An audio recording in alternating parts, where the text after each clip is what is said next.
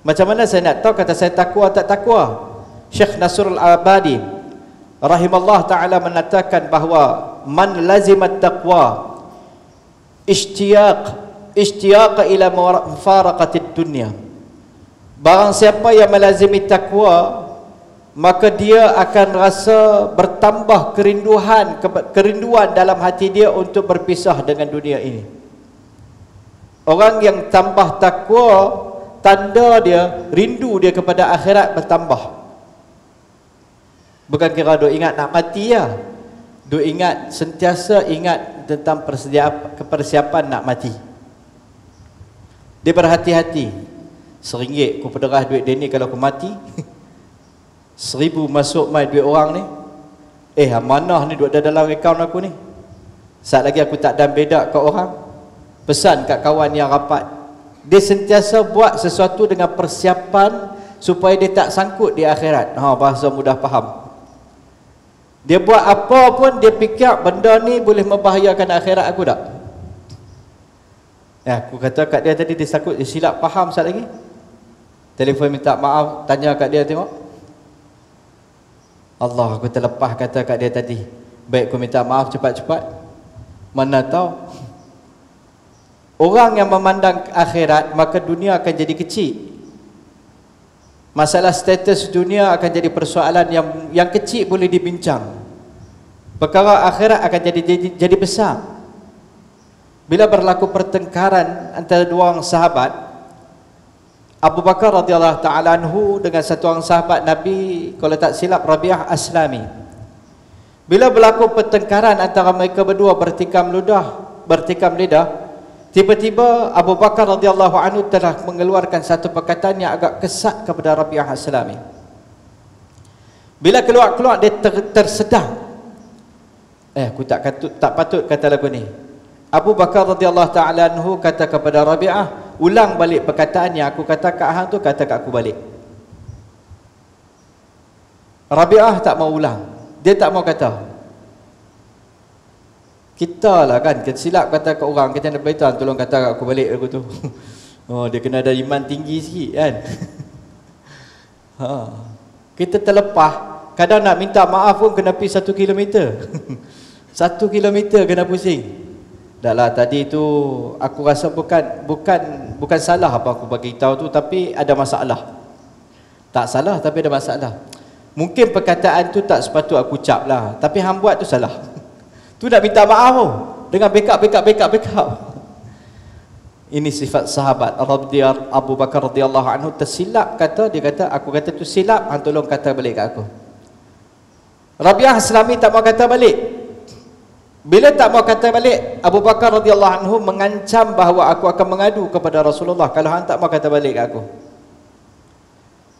Yang keliling dia duk ada, lepas Abu Bakar radhiyallahu anhu pun pi beredar daripada majlis tu, Rabi'ah tetap juga tak mau kata. Dia pun pergi nak berjumpa dengan Nabi sallallahu alaihi wasallam. Maka kaki perangat dia kan ada. Keliling Rabi'ah Aslami itu, kaum kerabat dia kata, apa me orang ni? Bahasa kita lah, mudah faham. Dia yang kata, lepas tu dia suruh pula paksa hang kata. Hang tak mau kata, dia pula nak pergi mengadu kat Nabi. Apa ni, dia yang buat silap.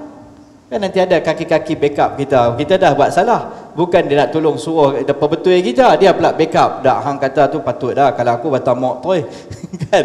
Pakai perangat ada setengah company tu kan. Baik. Maka Abu Bakar radhiyallahu anhu mengadu kepada Rasulullah tentang kesilapan yang dia buat. Rasulullah bila bertemu dengan Rabi'ah Aslami pun datang ke belakang mengekori. Jumpa Rasulullah, kata sallallahu alaihi wasallam, apa yang kamu buat tu patut. Sebab Rabi'ah Aslami berkata kat kaum dia, entah tak dia tu siapa?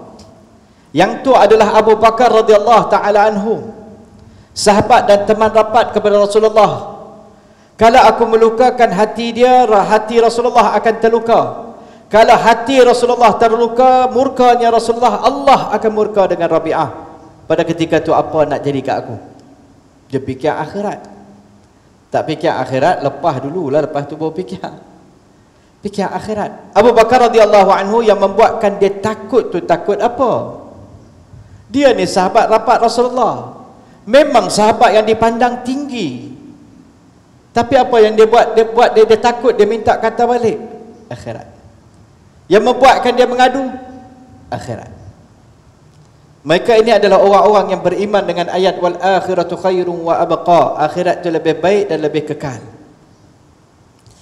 Walad darul akhiratu khairul lil ladina yattaqun. Sesungguhnya negeri akhirat itu lebih baik bagi orang-orang yang bertakwa. Orang bertakwa dia nampak akhirat lebih besar. Dunia boleh urus, boleh hatak, boleh bincang. Rabi'ah Aslami bila bertemu dengan Rasulullah sallallahu alaihi wasallam kata, apa yang kamu buat tu dah baik, dah betul dah. Memang tak perlu kata balik. Tetapi alangkah baiknya kalau hang ucapkan moga Allah mengampuni kamu, moga Allah memaafkan kamu. Kan kebagus kalau hang tambah sikit perkataan ini akan melegakan, meredakan kerisauan, kebimbangan dia. Ini orang-orang akhirat. Tuan-tuan, kitalah yang tahu tentang kehidupan kita ni. Ada tak takwa di dalam hati kita? Kehidupan yang kita jalani ini, apakah kehidupan kita berjalan dengan jalan-jalan takwa ataupun tidak? Syekh Abu Abdullah berkata, at-taqwa mujanabatu ma yab'uduka 'anillah. Dalam bahasa yang lain kata beliau, takwa itu adalah menjauhkan benda-benda yang menjauhkan kamu daripada Allah. Jangan buat benda sesuatu yang buatkan kita jauh daripada Allah. Jangan buat sesuatu yang membuatkan kita jauh daripada pandangan Allah, daripada rahmat Allah. Bahasa mudah, jangan buat Allah Ta'ala tak suka kat kita. Benda ni Allah tak suka, tinggal. Jadi takwa itu sendiri mendorong seseorang di dalam kehidupan dunia ini kepada kehidupan menghampirkan diri kepada Allah Ta'ala. Syekh Muhammad Syatta' Ad-Dimyati rahimahullah ta'ala kata beliau tentang takwa dalam kitab Kifayatul Atqiya, at-taqi qad mana'a nafsahu min syahwatiha.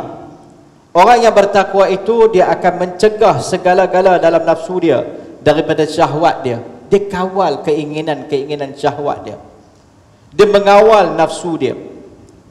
Baik, apa dia syahwat ni pula? Mailun nafsu ila ma yukhalifu syara'. Kecenderungan nafsu kepada perkara yang bercanggah dengan syarak. Nafsu memang suka benda yang bercanggah dengan syarak. Bukti dia, wa ma ubarri'un nafsi innan nafsa la ammaratun bisu' dalam Quran. Nabi Yusuf alaihi salam, nabi itu, Nabi Yusuf alaihi salam berkata, wa ma ubarri'u nafsi, aku tidak membebaskan nafsuku, sesungguhnya nafsu itu sangat-sangat la ammarah. Dua takkid ada di situ, amsidah mubalaghah lagi pula. Sangat-sangat mengajak kepada perkara yang buruk. Nabi itu bukan tara kita ni, tara Nabi. Tiba-tiba satu orang dia kata, saya ni nafsu saya tak tahulah, nafsu saya dia tak ajaklah benda-benda buruk. Yang saya tahu nafsu saya ni semua kira okey. Orang yang okey tak kata okey, orang yang tak okey selalu kata okey. Kan? Duk rasa okey itulah KO. Kan? Saya tak, bukan nak kata bagus lah, tapi saya rasa macam saya ni okeylah. Kalau kita tengok sirah sahabat, semua sahabat Nabi rasa mereka tak okey, takut ketika nak meninggalkan dunia. Sahabat Asyarah Mubasyarah yang dijamin syurga pun takut. Sayyidina Umar radhiyallahu ta'ala anhu pun takut. Tiba-tiba kita ni rasa macam okeylah, something wrong somewhere. Ada yang tak kena. Orang yang okey di sisi Allah ni dia sentiasa takut. Orang mukmin bainal khauf war raja. Orang mukmin sentiasa ada dua sifat ni, antara takut dan harap.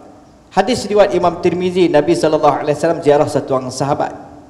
Sahabat Nabi sallallahu alaihi wasallam ni nak meninggal dunia. Nabi kata, bagaimana keadaan kamu? Khulasah mafhum hadis tersebut, dia kata, ya Rasulullah, aku mendapati diri aku dalam dua keadaan.